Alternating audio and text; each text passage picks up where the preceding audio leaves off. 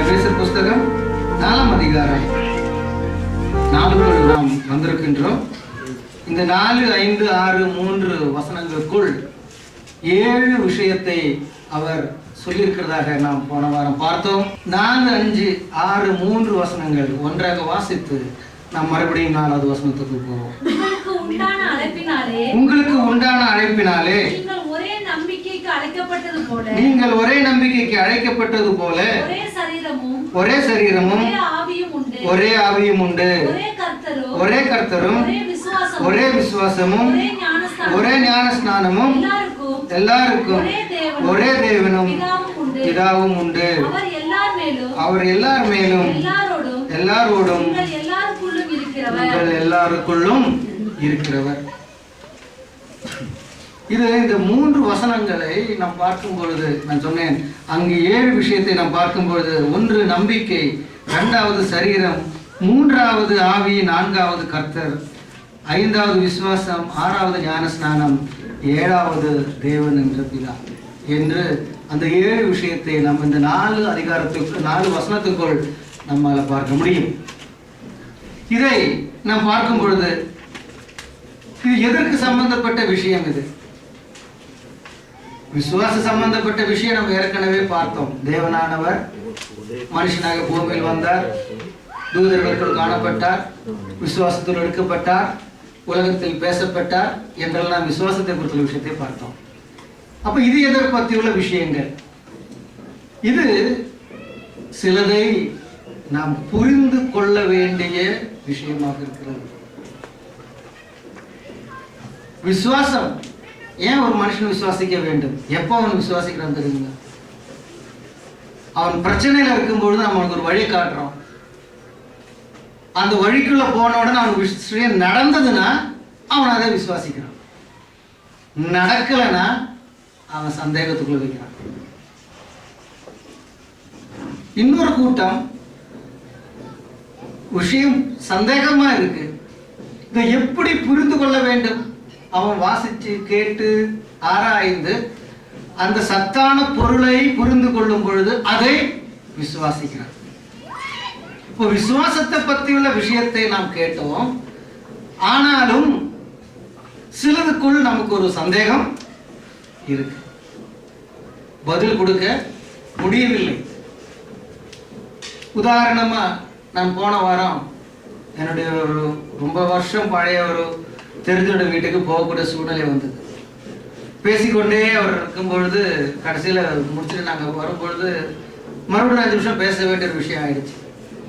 அப்போ அவர் சொன்னார், அதுக்கு பேசி முடிக்கக்கூடிய சமயம் கிடைக்கல, அடுத்த முறை அதே போல் வாய்ப்பு கிடைக்கும். ஏன்னா ஏற்கனவே 11 காலாச்சு இருக்கும். இப்போ அதை போய் எக்ஸ்பிளைன் பண்ணி உட்காந்துட்டு இருக்கிறதுக்கு நேரம் இல்லைன்னு நான் அப்படியே கேட்டு, சரி பிரதர் அப்புறமா நம்ம இதை பற்றி பேசணும் வந்துட்டு சொன்ன விஷயம் என்னவென்றால், விசுவாசி அநேக வருஷமா விசுவாசத்துக்குள் இருக்கிறவர், ஆனால் சொன்னதை கேட்கும் பொழுது அது ஒரு பிள்ளைத்தனமாயிடுச்சு. பிள்ளைத்தனம் நான் சொல்றது ஒரு குழந்தைத்தனமான ஒரு விசுவாசம் ஆயிடுச்சு. ஏன்னு கேட்டீங்கன்னா, அவர் ஒரு கம்பெனியில இருந்து ஒரு பெரிய ஆர்டர் வரணும் காத்துக்கிட்டே இருந்தாராம். நானும் ஜெபித்து கொண்டே இருந்தார். ஒரு நாள் அவர் என்ன பண்ணார், 4 மாவடி கூட்டத்துக்குள் அவர் போனார். கூட்டம் ஆரம்பிக்கல, முதல் நாள் கூட்டம் முடிஞ்சிடுச்சு. லட்சக்கணக்கான ஜனங்கள் உபவாசத்தில் ஜெபிக்கிற ஒரு இடம், அந்த இடம் உண்மைதான், இல்லைன்னு சொல்லாது. கடைசியில கூட்டம் முடியும் பொழுது அவர் என்ன செஞ்சார், காணிக்கை ஒன்று போடணுமே, கையில் இருந்து 500 ரூபா காணிக்க போட்டார். போட்டு அந்த கூட்டத்தை விட்டு வெளியில வரல. அதுக்குள்ள எந்த ஆர்டருக்காக அவர் வெயிட் பண்ணாரோ அங்கே இருந்து போன், என்னன்னு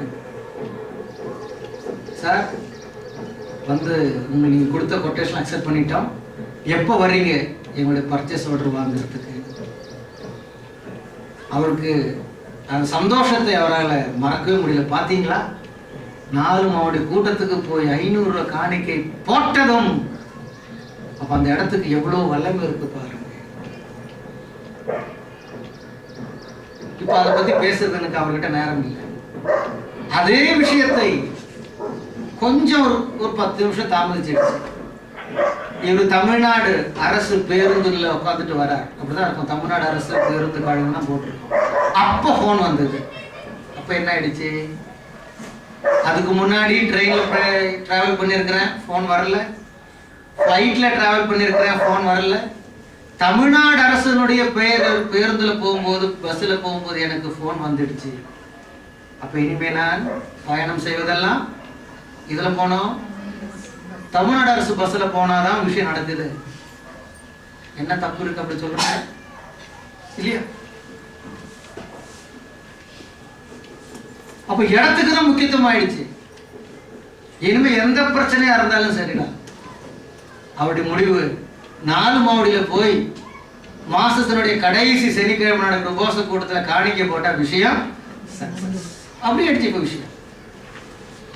ஏன் அவர் அப்படி சொல்றார்? போதிக்கின்ற விதம் அந்த மாதிரி இருக்கிறதுனால இடத்துக்கு முக்கியத்துவம் ஆயிடுச்சு.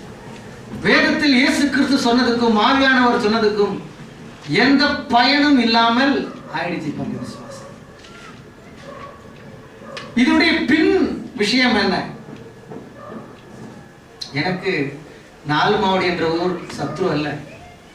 ஜனங்கள் போகிறார்கள், ஏதோ கிடைக்கிறார்கள், போட்டம் கிடைக்கிறது, அதுக்கு எதிரல்ல. நான் இந்த டாபிக் எடுக்கிறதுக்கு முன்பு ஒரு அஸ்திபாரத்தை இதை பத்தி போடுறதுக்கு தான் நான் சொல்றேன். ஏன் இன்றைக்கு 4 மாவடியில கூட்டம் பெருகுது? விஷயம் தெரிந்து நீங்கள் யோசித்து பாருங்க. இன்றைக்கு இயேசு அழைக்கிறார் விழுந்து போயிடுச்சு. 500 கோடிக்கு வித்து அதுக்கு கனடால போய் உட்காந்துட்டார். அதுக்கு ஈக்குவலா ஒண்ணு இருந்தது, John Joseph Christ for every soul என்ற ஒரு மினிஸ்ட்ரி. அவர் 2003 செத்தும் போயிட்டார். இப்ப அந்த ஊழியமும் நின்று போயிடுச்சு. இந்த காலத்துல கொஞ்சம் தலை தூக்கி வந்தது. நான் ஏன் இந்த பேர் சொல்றேன் உங்களுக்கு புரியறதுக்கு. அனைவரும் சொல்லுவாங்க பப்ளிக்கான விஷயத்துல பேர் சொல்லக்கூடாது. நான் அந்த சட்டத்தெல்லாம் ஃபாலோ பண்றதில்லை, அநேகருக்கு புரியாத விஷயம், அதனால நேரடியாக சொல்றேன்.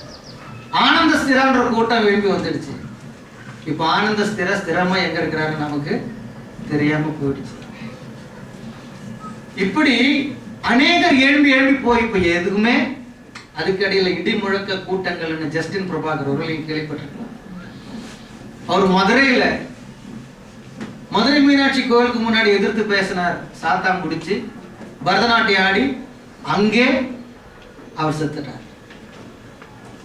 அப்பவே தெரிஞ்சிடுச்சு இவரோட பவர் சாத்தானுக்கிறார். அப்ப இவர்கிட்ட இருந்த ஆண்டவர் என்னன்னு கேள்விப்படியாதான் இருக்கு. இப்படி ஊழியங்கள் விழுந்த உடனே ஜனங்களுக்கு தேவை ஒரு தலைவர். தினகரனும் இப்ப இல்ல.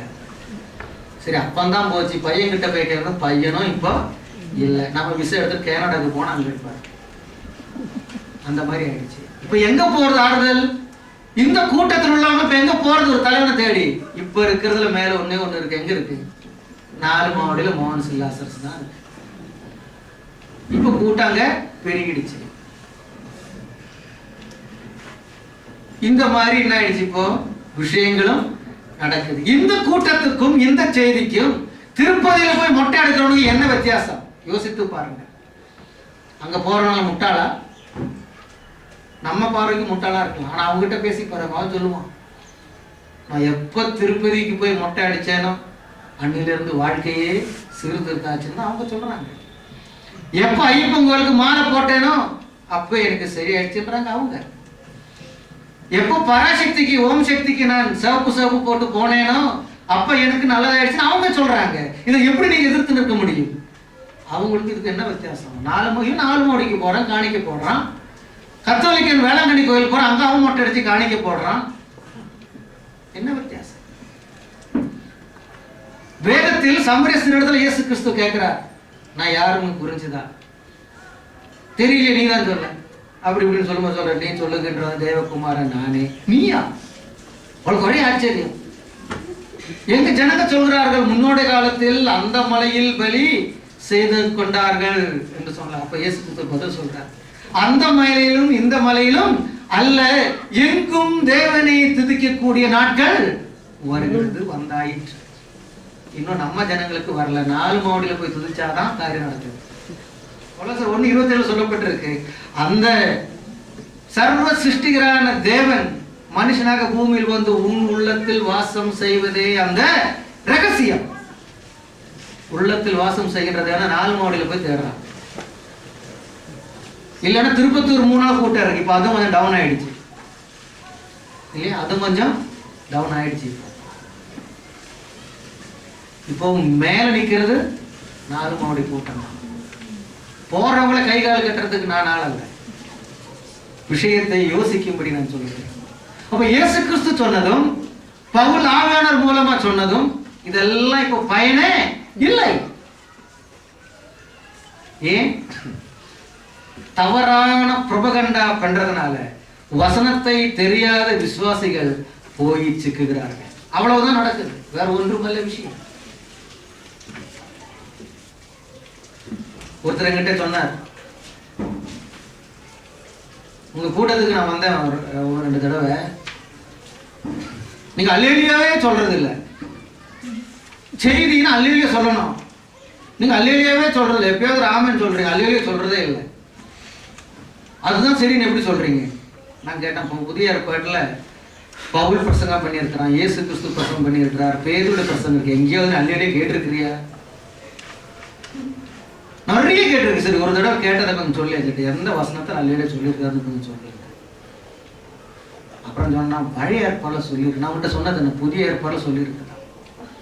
அப்ப ஜனங்களுடைய சிந்தனை என்ன? செய்தி என்றால் அல்லேலியா அல்லேலியான்னு சொல்லிட்டே இருக்கும். இது ஏன் சொல்றாங்கன்றத பின்னணியில் உள்ள சைக்காலஜி புரியாமல் இருக்கிறார்கள்.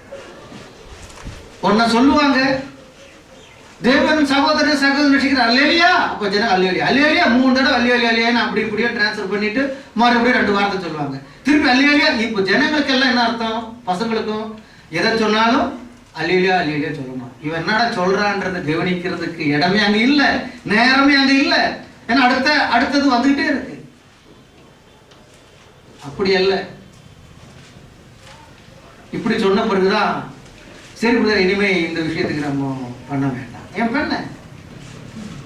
வேத வசனத்தோட ஞானம் இல்லாமல் இருக்கின்ற காலம் வரைக்கும் இதெல்லாம் நடக்குது. ஆனா இங்கு நம்ம பார்க்கிறோம், பல கர்த்தரோ, பல விசுவாசமோ, பல ஞானஸ்நானமோ, பல தேவனோ, பல சரீரமோ, பல ஆவியோ எல்லாம் இல்லையா?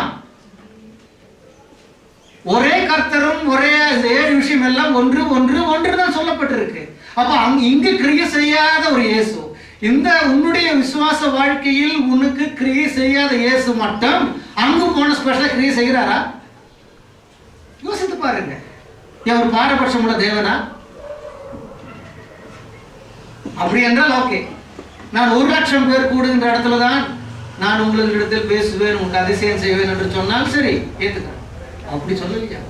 அவர் ரொம்ப தாழ்மையா சொன்னார், 2 இல்லைன்னா 3, அவ்வளவு போதும் பையன். 2 இல்லைன்னா 3 மத்தியில நான் இருக்கிறேன். இப்ப இவருக்கு, என்னுடைய நண்பருக்கு என்ன ஆயிடுச்சு?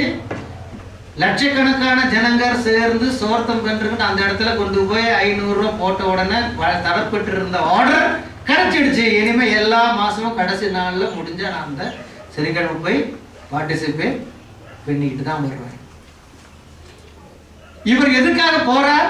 நல்லா யோசித்து பாருங்க. இவரல்ல, இவரை போல அங்கு வருகின்ற லட்சக்கணக்கான ஜனங்களும் எதற்காக போகிறார்கள்? தங்களுடைய உலக சரீர தேவைகளுக்காக தான் போகிறார்களே தவிர ஆவிக்குரிய தேவைகளுக்கு அல்ல. ஆமென். இயேசு கிறிஸ்து பூமியில் வந்தது அதற்காகவே அல்ல.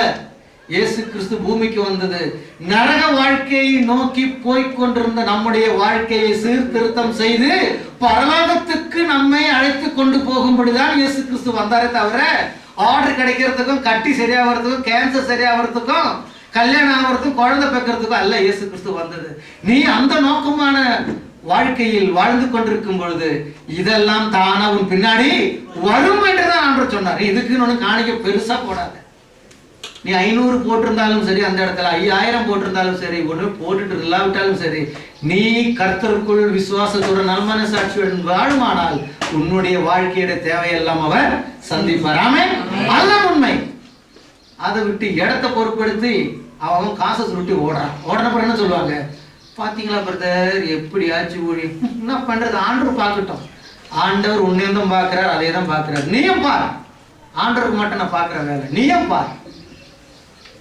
வேதவசனம் சொல்லுகிறது, காலத்தை பார்த்தால் போதகராக ஆக வேண்டிய உங்களுக்கு இன்னும் ஞானப்பாலைனா ஊட்ட வேண்டியதா இருக்கு. எத்தனை வருஷமாச்சு கிறிஸ்துவுக்குள், ஆனாலும் இன்னைக்கு ஓடாங்க.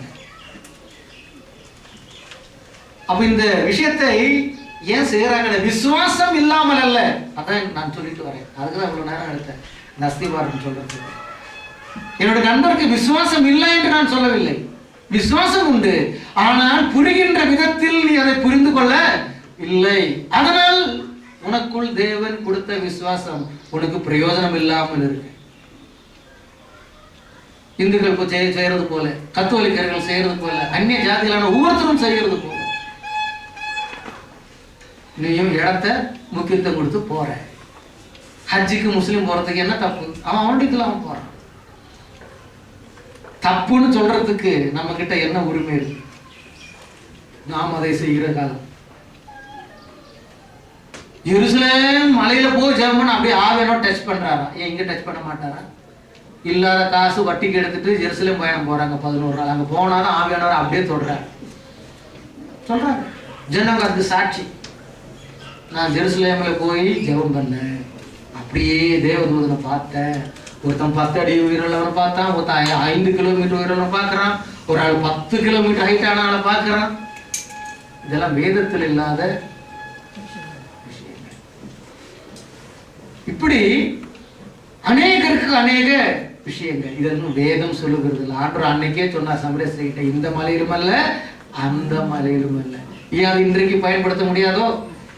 இது எருசலேமில் உள்ள மலையும் அல்ல, சென்னையில் உள்ள பல்லாவரம் மலையும் அல்ல, இங்க இருக்கிற நந்தி பட்டாவும் அல்ல. எங்கும் தேவனை தொழுது கொள்ள முடியும் என்றுதான் ஆண்டவர் சொன்னார். ஏன் அதை ஏற்றுக்கொள்ள முடியாதோ? ஆண்டவர் அன்னைக்கு சொன்னார்.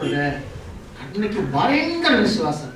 இன்னைக்கு எங்க விசுவாசம் சொல்ற உனக்கு இருக்கா? அன்னைக்கு மட்டும் எங்க பயங்கர விசுவாசம்? அவர் நேற்றும் இன்றும் என்றும் மாறாதவர் சொல்லியாச்சு. அப்ப மட்டும் அன்னைக்கு மட்டும் ஸ்பெஷல் விசுவாசம், இன்னைக்கு மட்டும் சாதா விசுவாசமா? இன்றைக்கும் அதே விசுவாசம் தான். ஆனால் நீ புரிந்து கொள்ள வேண்டியதை புரிந்து கொள்ள விதமாக நீ புரிந்து கொள்ளாததனால் உன்னுடைய விசுவாசம் இடத்துக்கும் நபர் மேலே இருக்கே தவிர வேத வசனத்தின் மேலே அல்ல உன் விசுவாசம். அதுதான் அதனுடைய உண்மை. ஆமென். அதற்கு பார்க்கும் பொழுது ஒரு வசனத்தை நாம் பார்ப்போம். அங்க சொல்லப்பட்டிருக்கிறது ஒரே நம்பிக்கை இல்லையா? 3-4 வசனத்துல உங்களுக்கு உண்டான அழைப்பினாலே நீங்கள், முன்ன நம்ம பார்த்தோம் தேவன் எதற்காக நம்மை அழைத்தார் என்று நம்ம முன்னே பார்த்தோம் இல்லைங்களா? அப்போ எதற்காக அழைத்தார் நன்றாக நீங்கள் புரிஞ்சு கொண்டீங்க. இப்ப நம்ம ஏன் அது சொல்லலைன்னா இந்த விஷயத்துல அந்த டாபிக் டச் ஆகணும் நான் அந்த விஷயம் சொல்றது இல்லை. அப்ப நீங்கள் அழைத்த அழைப்பின்படியே என்ன இருக்கணுமா? ஒரே நம்பிக்கைக்கு. எத்தனை நம்பிக்கைங்க இருக்கு? 5-6 நம்பிக்கைங்க இருக்கா? ஒரே நம்பிக்கை. அப்ப நாம் என்ற விசுவாசிகளாக நாம் எதை நம்பி விசுவாசிக்க வேண்டும்? யாரை நம்பின்றதல்ல. அழைத்திருக்கிற நீங்கள் ஒரே நம்பிக்கைக்கு. அப்ப எந்த அழைப்புக்குன்னு அழைக்கப்பட்டிருக்கோ அந்த அழைப்புக்கூடிய விஷயத்தின் மேலதான் உன்னுடைய நம்பிக்கை இருக்க வேண்டும். இப்ப நம்பிக்கை என்றால் என்னது? நம்பிக்கை நீங்கள் காணாதவைகள் மேல இருக்கின்ற நம்பிக்கை. காணாத ஒரு விஷயத்தின் மேல நீங்க நம்ப வேண்டியது அது விசுவாசம் அல்ல, நம்புகின்ற ஒரு விஷயம் இல்லையா? அப்ப எதற்காக நம்ம அழைக்கப்பட்டார்? எதற்காக தேவன் நம்ம அழைத்தார்? பரலோகம் கொண்டு போறேன் அழைத்திருக்கிறார். உன்னை பணக்காரன் ஆக்குறேன், பெரிய டாக்டர் ஆக்குறேன், இன்ஜினியர் ஆக்குறேன்றதெல்லாம் அவர் அழைக்கவே இல்லை. நீ யாரா இருந்தாலும் சரி, உன்னை நான் பரலோகம் கொண்டு போறேன், அவ்வளவுதான்.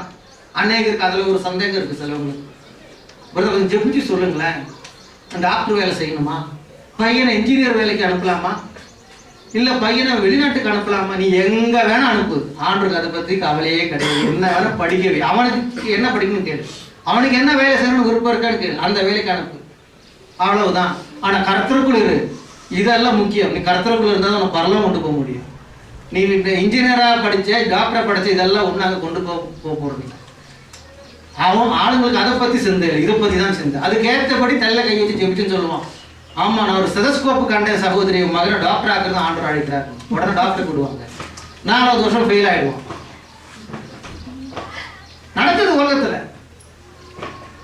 இல்லாம இல்ல. நீ எந்த வேலை செய்யணும்ன்றதுல ஆண்டருக்கு விருப்பம். நீ எதை வேணா செய், தேவனுடைய நாமத்துக்கு விரோதமான வேலை மட்டும் செய்யாது, அவ்வளவுதான் விடு. ஆனா கிறிஸ்துவுக்குள் முழு மனதோடு அந்த அழைப்பு, அந்த நம்பிக்கை, நீர் என்னை கொண்டு போவார். அந்த அழைத்த ஒரே நம்பிக்கை கொண்டு போவாரா? செவன்த் அட்வென்டிஸ்டுக்கு சொல்ற நம்பிக்கை இருக்கு. அவங்க என்ன சொல்றாங்க? நம்ம நல்ல வாழ்க்கை கிறிஸ்துவுக்குள் வாழ வேண்டும், ஆனால் பரலோகம் போகுமோ இல்லையோன்றது நம்மளால சொல்ல முடியாதுப்பா, அது ஆண்டவருக்கு தான் தெரியும். அப்ப எந்த நம்பிக்கையில நீ வாழ்ந்துட்டு இருக்கிற? நம்பிக்கையற்ற வாழ்க்கை. ஆனா இங்க சொல்லப்பட்டிருக்கு, நீங்கள் எந்த அழைப்பினால் அழைக்கப்பட்டீரோ அதில் அந்த ஒரு நம்பிக்கை. இதற்கு ஒப்படை ஒரு வசனத்தை பார்க்கும் பொழுது நீதிமொழிகளின் புஸ்தகம் 14ஆம் அதிகாரம் 32வது வசனத்தை நாம் வாசிக்க கேட்போம். நீதிமொழிகள் 14ஆம் அதிகாரம் 32வது வசனம். துன்மார்க்கன் தன் தீமையிலே வாரிக்கொள்ளப்படுவான், நீதிமானோ தன் மரணத்திலே நம்பிக்கை உள்ளவனாயிருக்கிறான். இதுல நம்பிக்கை அவனுடைய சொத்துல அல்ல, அவனுடைய படிப்புல அல்ல, அவனுடைய பலத்தில் அல்ல, அவனுடைய எந்த விஷயத்திலும் நீதிமான் நம்பவில்லையா. அவன் எதை நம்பி இருக்கிறான்? அவன் மரணத்தில் நம்பி இருக்கிறான். பாருங்களேன், எதுக்குங்க மரணத்தில் அவன் நம்பணும்? முட்டாளா அவன் சாக வேண்டாம்னு லட்சக்கணக்காக செலவு பண்ணி ட்ரீட்மெண்ட் பண்ணிட்டு வாழலாம். நீதிமான செய்யறானா மரணத்துல நம்புறான். மரணத்துக்கும் நம்பிக்கைக்கும் என்ன தொடர்பு இருக்கு? என்ன சம்பந்தம்? ஏனென்றால் அவன் நம்புறான், நான் எப்போ இந்த பிரபஞ்சம் விடுகிறேனோ அப்பவே நான் கர்த்தரிடத்தில், அந்த நம்பிக்கைக்குள்ள அவன் இருக்கிறான். இந்த உலகத்திலும் சொத்தோ, உன்னுடைய சம்பந்தமோ, பந்தமோ, உன்னுடைய படிப்போ, பலனோ, ஞானமோ, அந்தஸ்தோ அல்ல அவன் நம்புகிறது. ஆனால் துர்மார்கன் எதை நம்புறான்? அதை நம்புறான். எதை நம்புறான்? அவனுடைய சொத்தை, அந்தஸ்தை, பேரு, புகழ் நம்புறான். அது என்ன ஆயிடுதான்? தீமைக்காக வைக்கப்பட்டிருக்கு. ஆமா, அதுதான் இருக்கு. அப்ப துர்மார்கன் அதை நம்புறான். நீதிமான் நம்ப வேண்டிய அவசியமே இல்லை. நீதிமான் தன்னுடைய மரணத்தை, மரணத்தில் நம்பிக்கை வைக்கிறான். எதுக்கு? நான் சாவரேன்ற நம்பிக்கைய அல்ல. யாருக்காவது சாவு இருக்கும் ஒருத்தர் கேட்டாலாம் சபையில வந்துட்டு புத்தகம் பண்ணும்போது, பரலோகம் போறதுக்கு யாரெல்லாம் விருப்பம்? எல்லாரும் கையை தூக்கிட்டாங்க, கையெல்லாம் கீழ்படுங்க. ரொம்ப சந்தோஷம். சபை விசுவாசம் ரொம்ப விசுவாசம். எல்லாரும் விட்டாலே பரலோகம் போகணும்னு தான் விருப்பம் இருக்கு. சாகிறதுக்கு யாரெல்லாம் விருப்பம்னு கேட்டாங்க. ஒருத்தரும் கையை தூக்கல. அப்ப கேட்டா, அப்ப சாவாம எப்படிங்க பரலோகம் போறது? நல்லா புரியுது உங்களுக்கு? அப்ப சாகாம எப்படி பரலோகம் போடுறது?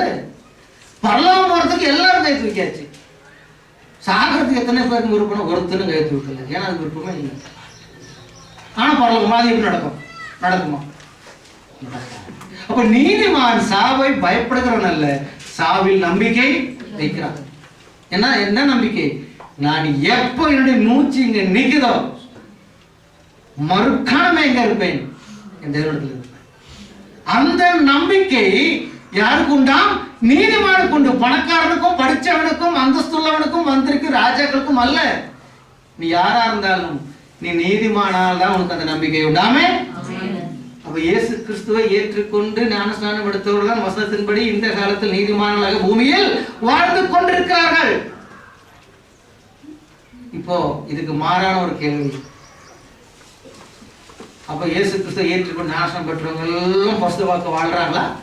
எல்லாம் 100க்கு 100 உண்மையா கேட்கறேன். பெரிய ஏதோ கேட்பாங்க. உங்க பாஸ்டர் மட்டும், உங்க விசுவாசிங்க மட்டும் இல்லைங்க, யாரும் இல்லைங்க. உங்க பாஸ்டர் இல்ல, உங்க விசுவாசிகள் இல்லை, யாரும் 100க்கு 100 பெர்ஃபெக்ட் அல்ல. எல்லாம் ஆண்டு இதுக்கு வரணும். என்னுடைய குறைவில் அவருடைய தயவினால் அவர் அந்த குறைவானதை நிறைவாக்கி என்னை கொண்டு போறார். ஆமென். என்னுடைய பலத்தினாலோ, என்னுடைய பரிசுத்தத்தினாலோ, என்னுடைய ஞானத்தினாலோ அல்ல அவர் என்னை பரலோகம் கொண்டு போகிறது. என்னுடைய பலவீனத்தையும் என்னுடைய நாற்றத்தையும் கண்டு அவர் கிருபையினால் அவருடைய ரத்தத்தை என்னுடைய வாழ்க்கையில் ஊற்றி சுத்தம் செய்து பரிசுத்தமாக்கி அவருடைய தயவினால் தான் நான் பரலோகம் போறேன், நீங்களும் போக முடியும். அந்த நம்பிக்கை நமக்கு இருக்க வேண்டும். அவ நம்பிக்கை இருக்கக்கூடாது. சாத்தான் கொண்டு வரும் அவ நம்பிக்கை. இது மட்டும் என்ன, அது மட்டும் என்ன, அது செய்யலையா, நீ இது செய்யலையா, எல்லாம் தான் செய்யற. ஆனா தேவன் கிருபையினால்தான். ஆமென். இல்லைன்னா கர்த்தருக்கு நான் வேலை இருக்கு. 1 யோவான் 2ஆம் அதிகாரம் 1வது வசனம் சொல்லுது, இரவும் பகலும் நமக்காக தூது சொல்லுகிறவனுக்கு எதிராக இயேசு கிறிஸ்து நமக்காக தேவருக்கு முன்பதாக பரிந்து பேசுகிறார். அதுதான் அந்த கிரியை. நம்முடைய பலவீனமான பேச்சும் செயல்கள் நாம் பலனுள்ளவர்களாக மாறுபடிக்கு அவர் என்ன செய்கிறார்? அவருடைய கிருபையினால் நம்முடைய குறைவை நிறைவாக்குகிறார். ஆமென். அதுதான் அந்த விஷயம். அந்த தெய்வனால் கிருபையினால் தான் நாம் பரலோகம் போறோமே தவிர நாம் செய்கின்ற உபவாசமும் நம்முடைய ஜெபமும் நம்முடைய தானமும் தர்மமும் கண்டு அப்படி ரொம்ப நல்லா வாப்பான ஆண்டவர் சொல்றதே இல்லை. ஏனென்றால் உன்னுடைய நீதியின் கிரியைகள் எல்லாம் என் சன்னிதானத்தில் அழுக்குள்ள கந்தையாக இருக்கிறது. அப்ப நம்ம என்ன தான் செய்தாலும் அழுக்குதான். அதுக்காக உபவாசம் செய்ய வேண்டாம் என்று நான் சொல்லவில்லை. நீதியின் வாழ்க்கை வாழக்கூடாது என்று நான் சொல்லவில்லை. தான தர்மம் பண்ணக்கூடாது என்று நான் சொல்லவில்லை. ஜெபம் பண்ணக்கூடாது என்று நான் சொல்லவில்லை. நானும் சொல்றதுதான், நீங்கள் உங்களுடைய வாழ்க்கைக்காக நீங்க உபவாசம் செய்யுங்கள், தான தர்மம் பண்ணுங்கள், நல்லது, ஜெபியுங்கள், பரிசுத்த வாழ்க்கை முடிந்த அளவுக்கு வாழுங்கள். அதை நானும் சொல்றேன். அதனால் பரலோகம் போற ட்ரெஸ் தான் எடுத்து விடுங்க. அதான் சொல்றேன், வேற ஒன்றுமல்ல. அந்த ஒரு நம்பிக்கை யாருக்கு இருக்காம்? நீதிமானுக்கு இருக்கு. மற்றவர்களுக்கு அந்த நம்பிக்கை, அவனுக்கு நம்பிக்கையில அழிவு பத்தி அவன் சொல்றான். நாளைக்கு என்ன நடக்குதோ நமக்கு என்ன தெரியும், நமக்கு இருக்கிற நாள் நல்லா குடிச்சு ஜாலியா இருக்கலாமா, அதுதான் அவனுடைய சிந்தனை. நாளைக்கு என்ன நடக்கு பத்தி அவனுக்கு சிந்தனையே இல்லை. ஆனா நீதிமானுக்கு தெரியுது நாளைக்கு என்ன நடக்கும். ஏன்? அவன் வசனத்தை கேட்கிறான், ஆராய்ந்து பார்க்கிறான், கண்டு எடுக்கிறான், அதை ஏற்றுக்கொள்கிறான். அவனுக்கு அதுதான் நம்பிக்கை. எது? மரணத்து மேலதான் நம்பிக்கை. நல்லா புரியுது உங்களுக்கு?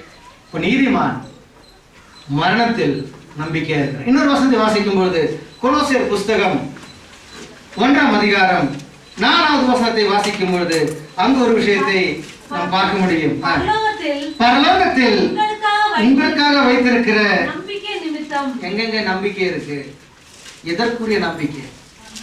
எங்க வேணா நீங்க புதிய ஏற்பாடு வாசிச்சு பாருங்க. நம்முடைய ஊருக்கோ பலனுக்கோ ஞானத்துக்கோ சொத்துக்கோ சம்பத்துக்கோ அல்ல நம்பிக்கை. நம்முடைய சபைக்கு மேலே, பாஸ்டர் மேலே, ஊழியக்காரன் மேலே அல்ல நம்பிக்கை. நல்ல புரியுதா உங்களுக்கு? எங்கேயா நம்பிக்கை?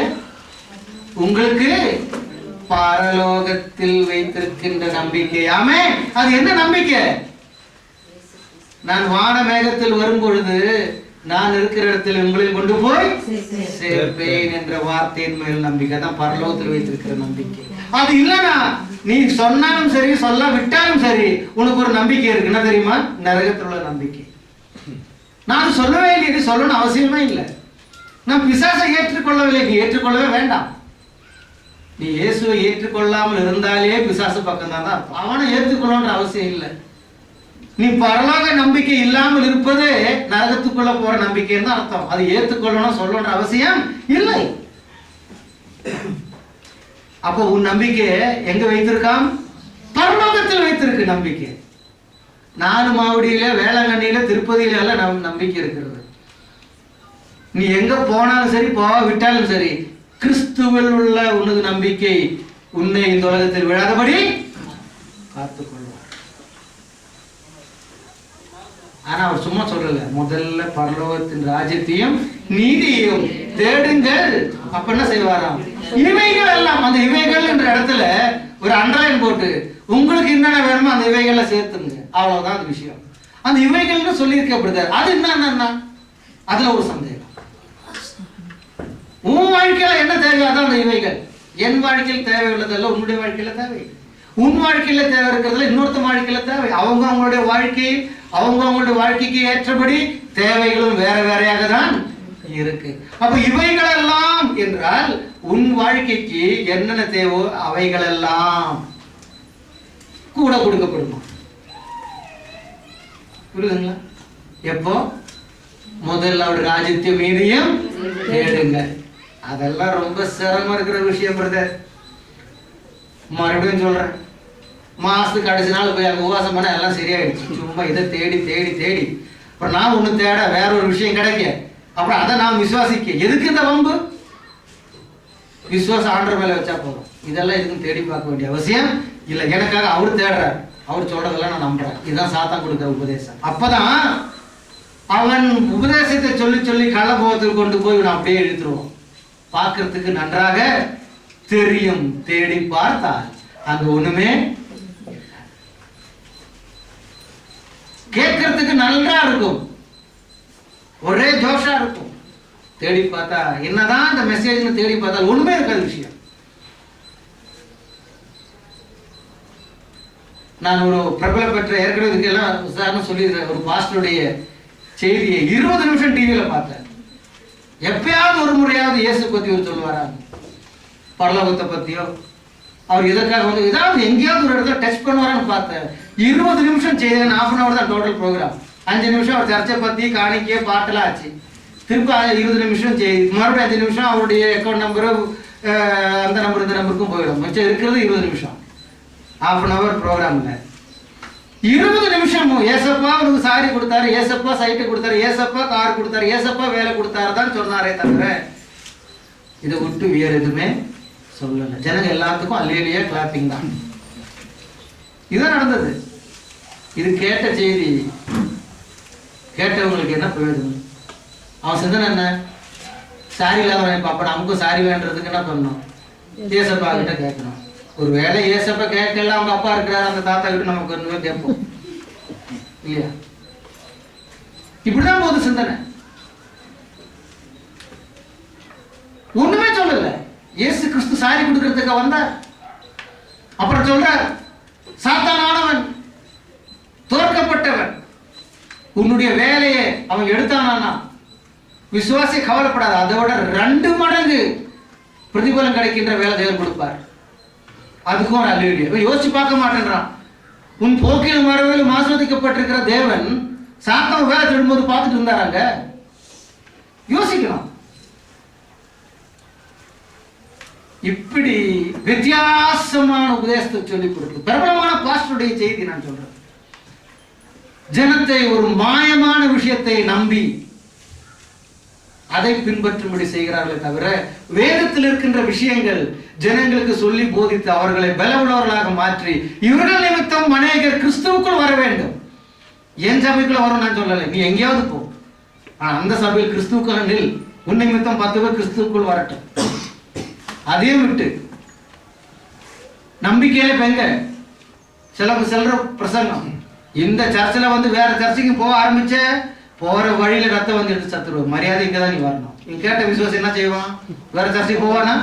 போவே மாட்டான். என்னதான் விழுந்தாலும் இங்கதான் வரணும். இப்படி ஜனங்களை ஒரு விதமான ஆவிக்குரிய கெட்டுக்குள் கெட்டி வைத்து பயத்துக்குள் வழி நடத்துகிற கூட்டம். தேவன் சொல்லுகிறார், சத்தியமும் நீ அறிவீர்கள், சத்தியம் உங்களை கெட்டி வைக்காது, சத்தியம் உங்களை விடுதலை செய்யும். ஆமென். கெட்டி வைக்கிறது பயமுறுத்துறது அல்ல. தேவனுடைய வசனம் விடுதலை செய்யும். சந்தேகத்துக்கு விடுதலை, பயத்தில் இருந்து விடுதலை, வியாதியில் இருந்து விடுதலை. எந்த விஷயத்தில் நீ சிக்கிக் கொண்டிருக்கிறாயோ அதில் உனக்கு விடுதலை. அதுதான் நடக்குது. அப்போ நீதிமான் அவனுடைய நம்பிக்கை எங்க வைத்திருக்கிறாரா? பரலோகத்தில். அதை பத்தியான ஒரு நம்பிக்கை இருக்கணும். இதெல்லாம் நம்பாத, இதெல்லாம் வரும். ஏன்னா என் வாயின் வார்த்தை ஒருபொழுது விழுந்து போகாது. அப்ப எதுதான் விழுந்து போகுமா? வானமும். அப்ப இந்த பூமியில நீ கெட்டி வச்ச பில்டிங்கும் வேலையும் சொத்தெல்லாம் இது அதையே நம்புற, அவ்வளவுதான் விஷயம். பரலோகத்தில் நம்பிக்கை அதான் ஒரே நம்பிக்கைன்னு சொல்லுது. வேற வேற வேற நம்பிக்கை எல்லாம் வைக்காத, ஒரே நம்பிக்கை. எபிரேயர் புஸ்தகம் 6ஆம் அதிகாரம் 18 மற்றும் 19 வசனங்களை நாம் பார்ப்போம். எபிரேயர் புஸ்தகம் 6ஆம் அதிகாரம் 18 மற்றும் 19. நமக்கு முன் வைக்கப்பட்ட நம்பிக்கையை பற்றிக் கொள்ளும்படி அடைக்கலமாய் ஓடி வந்த நமக்கு 2 மாறாத விசேஷணங்களினால் ஆறுதல் உண்டாகும்படிக்கு எவ்வளவு வேணும் பொய்யுரையாத தேவன் அப்படி செய்தார். என்ன செய்தார்? அந்த நம்பிக்கை நமக்கு நிலையும் உறுதியும் திரைக்குள்ளாக போகிறதுமான ஆத்தும நங்கூரமாயிருக்கிறது. அந்த நம்பிக்கை என்னவா இருக்கிறது? நமக்கு எப்படி முடிக்கிறார்? ஆத்துமா நங்கூரமா இருக்குது. எதுக்கு இந்த நங்கூரம்? ஆங்கிலத்துல ஏங்கர்னு சொல்லப்படுகிறது. எதுக்கு இந்த நங்கூரம்? பொதுவா கப்பல் போய்கொண்டிருக்கும் பொழுது ஒரு இடத்துல கப்பலை நிப்பாட்டணும், இல்லைன்னா ஹார்பர் கிட்ட நெருங்குது, அங்க கப்பலுக்குள்ள இடம் கிடைக்கல, 2-3 கப்பல் அங்கிருந்து போனாதான் இந்த கப்பலுக்கு உள்ள போக முடியும். அப்போ 2-3 நாள் இல்லை 1 வாரம் அந்த ஹார்பராண்ட நிற்கணும், அல்லாடக்கூடாது, வேற எங்கேயும் போகக்கூடாது. அப்போ என்ன செய்வாங்க? நங்கூரத்தை போட்டு அது அங்கும் இங்கும் போகாதபடிக்கு அல்லாடாதபடிக்கு கப்பல் நிப்பாட்டுறது. மற்றபடி காரு பஸ்ல இருக்கிறது போல ஹேண்ட் பிரேக் போட்டெல்லாம் கப்பலை நிப்பாட்ட முடியாது, தண்ணியில அல்லாடுகிறது. அது அதே போல இந்த கர்த்தர் மேல் நாம் வைத்திருக்கின்ற அந்த நம்பிக்கை என்னவாகுது? நமக்கு நங்கூரமாய் இருக்கிறது. இந்த ஆத்மா நங்கூரமாய் இருக்கிறது. அப்ப என்ன நம்பிக்கை? கர்த்தர் எதற்காக வந்தார்? கர்த்தர் என்ன செய்ய போறார்? நான் இந்த உலகத்தை விட்டு எங்கே போவேன் என்ற அந்த சிந்தனை நமக்கு நங்கூரமா மாறும் பொழுது கப்பல் அல்லாடுகிறது போல. அதனால நங்கூரம் என்ற வார்த்தை அங்க பயன்படுத்தி இருக்கு. நம்ம சிந்தனை எங்கும் போகக்கூடாது, இங்கதான் இருக்க வேண்டும். இது ஆத்ம நங்கூரமாய் இருக்கிறது. கப்பலுக்கு நங்கூரம் போடுகிறது போல அதான் அங்கு சொல்லப்பட்டிருக்கிறது.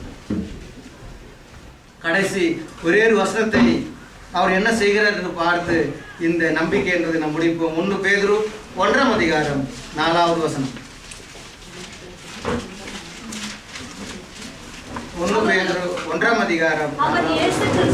அவர் இயேசு கிறிஸ்து மரித்தோரிலிருந்து எழுந்ததினாலே அழியாததும் மாசற்றதும் வாடாததுமாகிய சுதந்திரத்துக்கு ஏதுவாக ஜீவனுள்ள நம்பிக்கை உண்டாகும்படிக்கு தமது மிகுந்த இரக்கத்தின்படியே நம்மை மறுபடியும் இதனால் அவருடைய மிகுந்த இரக்கத்தின்படியே அவர் நம்மை ஜெனிப்பிக்கிறார். இதற்கு பரலோகம் கொண்டு போகும்.